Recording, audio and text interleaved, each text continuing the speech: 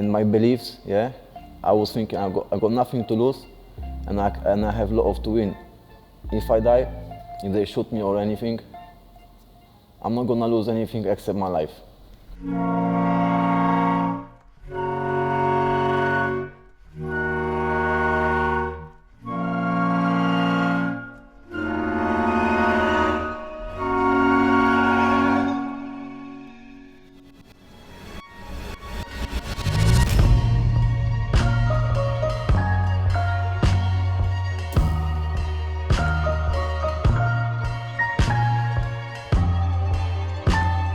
There are different ways that the government, the police and British institutions can deal with people considered radical. De-radicalise them, arrest them, control them, recruit them, silence them.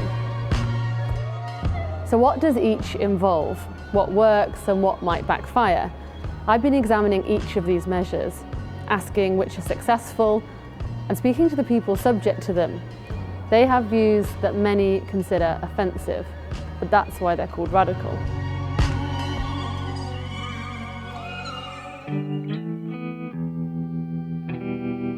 In 2002, Hanif Kadir went to Afghanistan to fight for Al-Qaeda. He admits he was radicalised and now works with the government to stop others taking a similar path.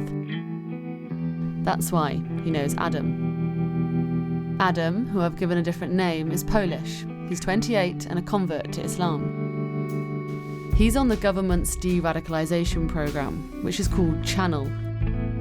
This is part of the Prevent agenda, aimed at stopping people being drawn into violent extremism. The Channel programme is very secretive. I've been trying to speak to someone on it for 5 years, and this is the first time I've been able to.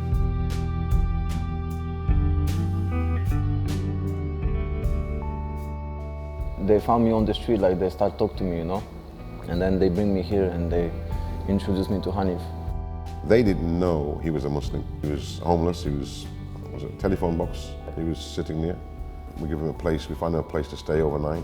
And then a few days went by. There was a focus group here. But the guy that was running the focus groups came up to me and said to me that he had some concerns about a participant and he couldn't give me the name because it was confidential. So I went to some of the other participants and I found out that he was this man they were referring to. So I sat down and started talking to him. And that's when I realized that, you know, this man needs some serious help. Because as far as he was concerned, the Charlie Hebdo killers done the right thing, and the ones who insult the Prophet deserve to die. Is that right? When you saw the Charlie Hebdo attacks, you thought that was justified? That's what I was thinking, yeah. They do the right thing. I was thinking they deserve to die, because how Prophet Muhammad, peace be upon him, he was a holy man, yeah? Why they make the things like that? Hanif discovered Adam had a complex background. Before being found by his team in London, he'd been living in Paris. I was learning about Islam, but the books which I received, I didn't know they're extremist, you know? Because it's like you go into the school, they give you a book and, you know, like in the extremist books, there is nothing, they're not saying directly kill the people or things like that. Because the book is very nice, written, you know, in beautiful language, or I can say like that. But it's just the way the book makes you feel after you read. You understand? I went to France. I was meet some people, Muslims, who were showing me like, you know, like in Syria there is a war, yeah. So I was seeing live videos, yeah. They have body cameras, you know. They make videos. So I see many of these videos and I see training videos, you know. Were these people dangerous? I think these were people that were linked to some networks within Syria and Iraq. May have had some links with the Charlie Hebdo situation. I was watching what is going on in the world, and I see other people they do nothing about. You understand? Intentionally, he's not a terrorist, you know. But by default and by of his naiveness, was prepared to do something nasty. I've realised how easy it was for somebody to manipulate him. You know, everything was crumbling all around him. He's lost his job. His family had crumbled around him. Were you prepared to go and fight in Syria and Iraq? I was thinking first about training and then thinking about to go fight. I was thinking I got nothing to lose and I have a lot to win. If I die, if they shoot me or anything, I'm not gonna lose anything except my life.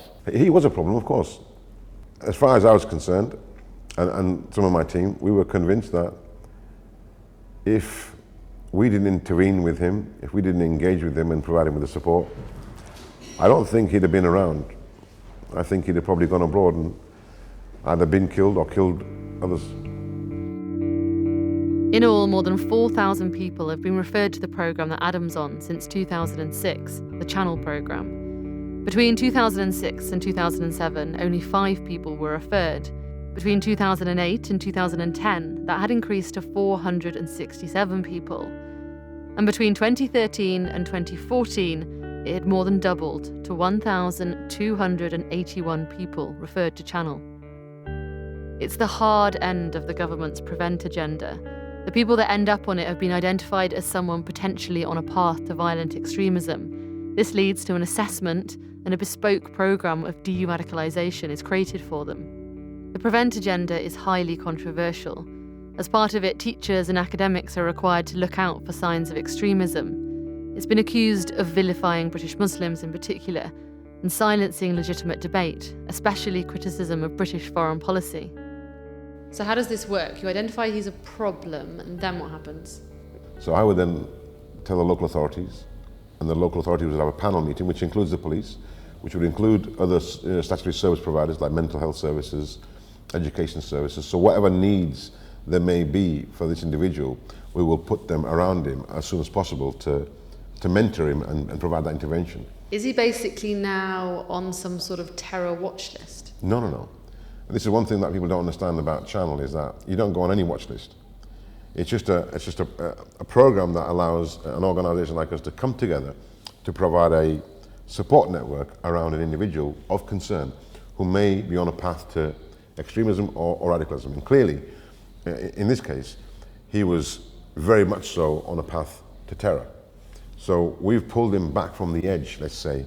I think he's one of the high-risk cases we work with. Prevent and Channel are so controversial. So many Muslims see them as spying programs. Do you understand why? I see that. Do you think they partially are? Don't get me wrong, we've had parents who are very suspicious of why are their children looked upon by the police or by the local authorities as suspicious? Is it because they're Muslim?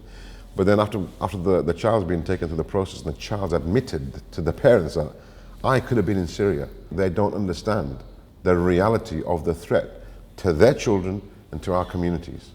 I get a sense that because you were quite easily led by some radical thinkers, that you've actually also been quite easily led the other way. Can this work for everyone, someone that might be more knowledgeable, more steadfast in their views? Of course it can. Everybody's different, and every single approach that we take will be different. We've created an environment around him where he becomes vulnerable to our mentoring. As simple as that. It was about allowing him to critically analyse what he thought and what the reality is. So to take him through the teachings of Islam and say, well, look, here's the book, here's the Quran, and this is what the Prophet ﷺ, Prophet peace be on him, has said about extremism. I was studying from the teachings of Islam. There, we're not allowed to kill people, except if it's a war, yeah. We've been talking about some things for a number of days, and all of a sudden, a few days later, he's come back and he asked me the same question again. Why? So I've had to say this why. And at some point, I'll be honest with you, sometimes I've been very angry with him, and I feel sorry for him because I know he's only coming back and he's asking because he's trying to process the information. I've been programmed to think this way.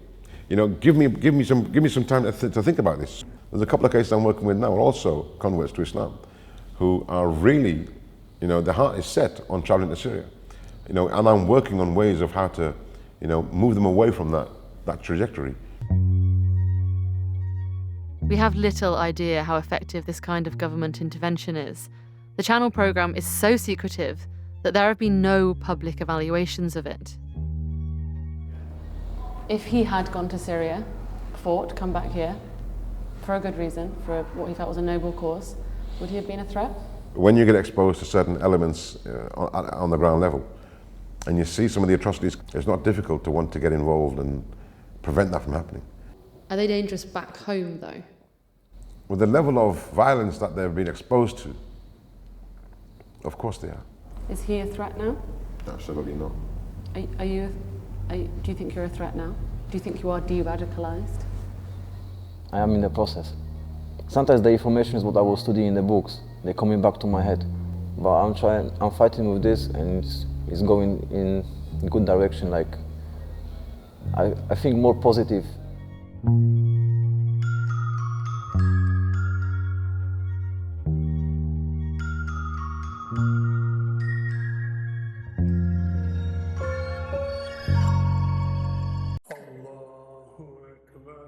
If you carry on saying that you don't believe in Islam, I don't know if you can remain in the family. I wanted people to know that Yarl's Wood as a place exists and that there are lots and lots of detention centres up and down the country, and this is where, British taxpayers' money are going into.